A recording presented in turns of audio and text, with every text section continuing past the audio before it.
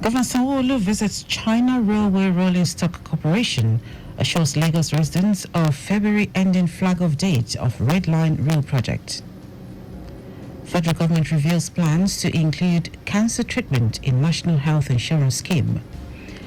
On the foreign scene, United Nations appoint independent panel to assess agency for Palestine refugees. And in sport, Super Eagles striker Victor Osimhen doubtful for 2023 AFCON semi-final clash against South Africa. Now the details. Dele Agadumo.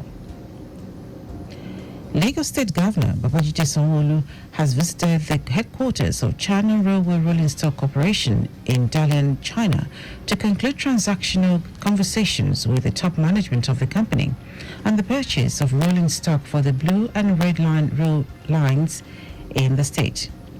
Governor Sanwo-Olu during the meeting expressed his government's commitment to reducing the traffic congestion in Lagos in line with the traffic management and transportation, which is the first pillar of the Themes Plus developmental agenda.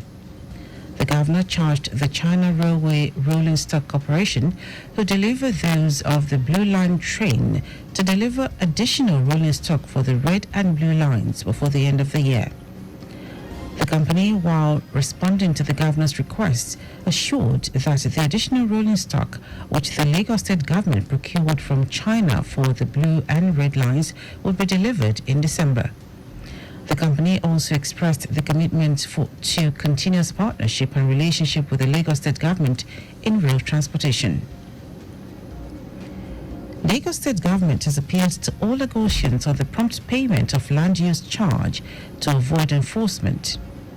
Commissioner for Finance Abayomi Oluyomi made the appeal during the strategic interactive session with stakeholders on land use charge in Lagos State. Oluyomi reiterated that all residents must see land use charges as a priority, compulsory and mandatory, as compliance would ensure that the Lagos State government can fully implement the Themes Plus agenda of Governor Babajide Sanwo-Olu's administration for the benefit of the citizenry. He said various channels for easy payment had been listed at the back of the bill, while Lagosians can also use the communication lines for inquiries or complaints on land use charge. While encouraging everyone to use the discount offered by Mr. Governor for those who pay early, Oluyomi warned that defaulters might face severe penalties for non-compliance. Lagos State government has called for concerted efforts to address wetland quality decline through wetland restoration. Commissioner for the Environment and Water Resources, Tokunbo Wahab, who made the call, listed ways and means of addressing public pollution and cleaning up of fresh water resources across the state. Wahab stressed that addressing the decline will also include increasing water efficiency, integrating wetlands into development plans and resource management. He explained that the loss of wetlands is a global issue that requires urgent mitigation, bearing in mind that 35% of global wetlands have been lost in 55 years, based on the Global Wetland Outlook of 2018. The commissioner added that it is unfortunate some of the world's wetlands are under threat because of human activities, such as the construction of houses and other structures on the wetland that is supposed to house diverse species of birds, fish, and amphibians, thus draining the wetlands. The Federal Capital Territory Emergency Management Agency, FEMA, has taken its dry season sensitization campaign to the streets of Abaji, the headquarters of Abaji Area Council of the FCT. FEMA Director Forecasting, Response and Mitigation, Florence Winegeme, who led the campaign, said the goal was to ensure zero loss of lives and property to dry season-related disasters. Winegeme explained that the sensitization campaign, which would cover the 6 area councils of the territory, was to avert common disasters throughout the dry season. She advised residents against behaviors and practices that could cause fire disasters and other forms of disaster, particularly bush burning and the sale of petroleum products in undesignated places. Onegeme also identified other dangerous behaviors such as scooping of petroleum products during accidents involving petroleum tankers and storage of petroleum products in homes or car trunks. Now to the rest of the stories.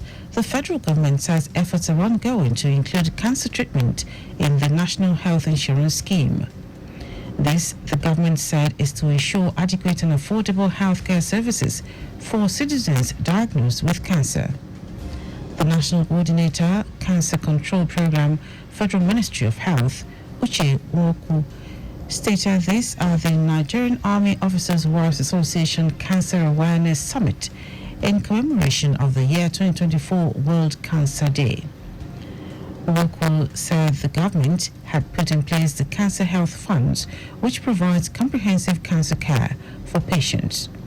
According to him, over 2,445 patients have been registered for the scheme, while over 750 patients are currently being funded.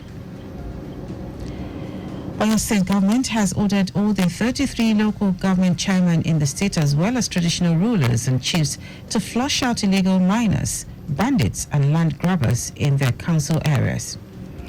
Commissioner for Local Government and Chieftaincy Matters, Olusegun Olaiwola, stated this after he held a closed-door meeting with the council chairman at the conference room of the ministry in Ibadan. Olaiwola vowed that the government would not fold its arms and watch criminals take over the state, adjudged as one of the safest in the country. It will be recalled that an explosion believed to be triggered by explosives stored by illegal miners rocked the old Bodija area of Ibadan on January 16, killing 5 persons and injuring 77 others, while no fewer than 58 houses were damaged. The Senate is considering an upward review of the 5.079 billion naira revenue target of the Nigeria Customs Service (NCS) from the second half of the year to save the country from further borrowings. Chairman, Senate Committee on Customs, Issa Jibrin, stated this during a meeting with the Comptroller General of the Nigeria Customs Service, Adewale Adeniyi, and top management of the agency. Jibrin harped on the need for revenue-generating agencies to up their game to improve the economy. And out of foreign news, United Nations Secretary General Antonio Guterres has announced the creation of an independent panel to assess the UN Relief and Works Agency for Palestine Refugees, UNRWA. The aid agency has been under fire over accusations by Israel that 12 of its staff members were involved in the Hamas attacks on Israel on October 7. More than a dozen countries, including the United States, Germany, the United Kingdom, and Sweden, have suspended funding to the agency. The independent panel will be led by former French Foreign Minister Catherine Colonna, who will work with 3 European research organizations. The goal of the investigation is to assess whether the agency is doing everything within its power to ensure neutrality and to respond to allegations of serious breaches when they are made. Now, sports. Super Eagles striker Victor Osimhen is doubtful for Nigeria's 2023 Africa Cup of Nations semi-final clash against the Bafana Bafana of South Africa. Osimhen, according to the Super Eagles media officer, Babafemi Raji, is suffering from abdominal discomfort. The Napoli hitman failed to travel with the rest of the squad to Barque on Monday night. Osimhen, who has been placed under close watch, will join the rest of the squad on Tuesday if he is cleared by the medical team.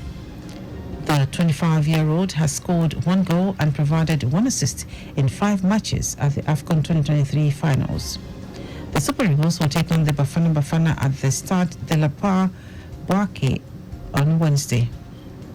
And that ends our news at 10. Just before we go, ensure the registration mark on your vehicle is clear and visible at all times. You can follow us on like all our various social media platforms: X, formerly Twitter, Lagos Traffic 961, Instagram, Lagos Traffic Radio 961. Watch us live on Facebook, Lagos Traffic Radio 96.1 FM. On YouTube, Subscribe and watch all our previous programs and news on our channel, Traffic Radio 961. Did you know that the Sowolo administration provided 450,000 pupils with e-learning devices? You can get more details on the Lagos State Government website. To end the news, write the highlights of the major stories.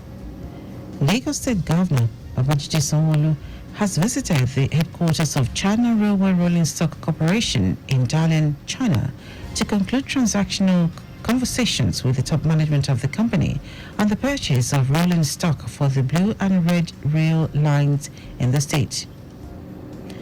The federal government said efforts are ongoing to include cancer treatment in the National Health Insurance Scheme.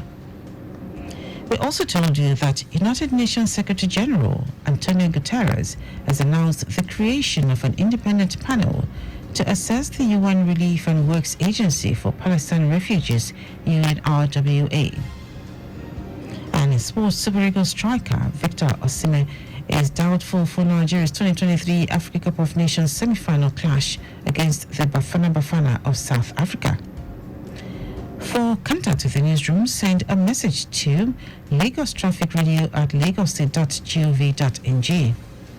That ends the news broadcast compiled by Abiola Fabulagun. I am Dele Agadumo. Good morning. Thank you for listening.